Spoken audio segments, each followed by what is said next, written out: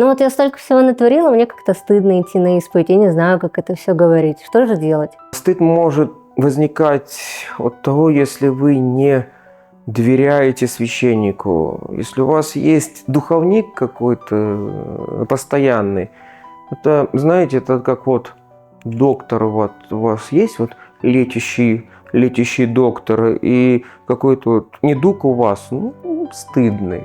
Стыдно сказать этому доктору, вы же хотите в глазах его хорошим быть. Вы идете к какому-то другому доктору, он назначает вам другие алгоритмы лечения, ваш другой, начинается у вас какая-то путаница с организмом.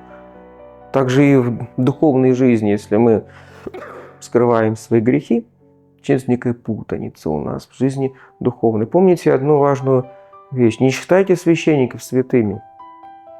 Они такие же, как и все.